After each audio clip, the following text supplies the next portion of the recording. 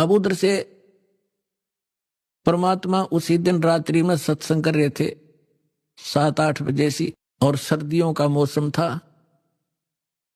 अब कुछ भक्त सामने आसपास बैठे थे। एकदम परमात्मा ने क्या किया, ऐसे मुंह पर करनो हाथ फेर कर ऐसे झटका दिया। आसपास के बैठे भक्तां के छींटे लगे।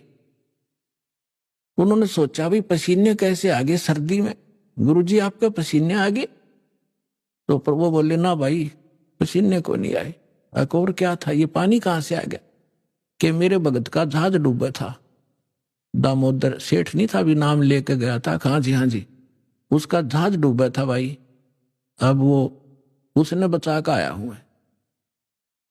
अब वो भगत सोच रहे थे अब भाई, अब क्योंकि हम भक्ति अवश्य करते हैं लेकिन विश्वास दृढ़ नहीं होता।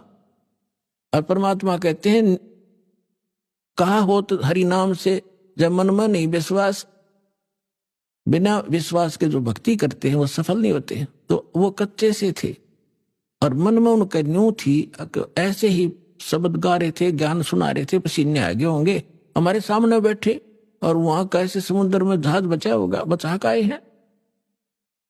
वो तो बात कही आई हुई। अब वहां से जब वो चलकर आए सेठ, 1-2 दिन और लग गया उन्होंने। उस दिन फिर सत्संग हो रहा था। वो पहले अपने घर गया, घर जाकर पता चला कि मेरी धर्मपत्नी भी उड़े जा रही है, सत्संग में गई हुई है। और सारे वो सेठ ने बोले पीछे घर जावांगे, और सारे बच्चा ने साथ ले रहे, पहले अब परमात्मा का उपदेश लेंगे, जब घर बढ़ाएंगे, आज के बाद का जीवन उनका ही होगा। और सारे वहां चलेंगे, सीधे वहां 15-20 लाला जी और उनका परिवार। अब उधर सत्संग चल रहा था और वही भक्त मिले जुले से वो आया करते उस क्षेत्र में, तो सारे वही बैठे।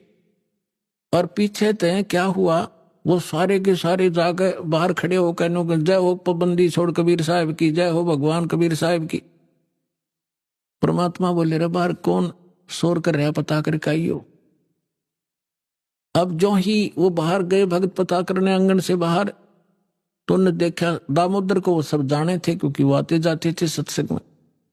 तो उन्होंने आकर बताया जी दामोदर सेठ आ रहा है और उसके साथ और कई लाला जी हैं, सेठ हैं, और आपका दर्शन करना चाहते हैं। बोला बुला लो भाई, क्या बात होगी।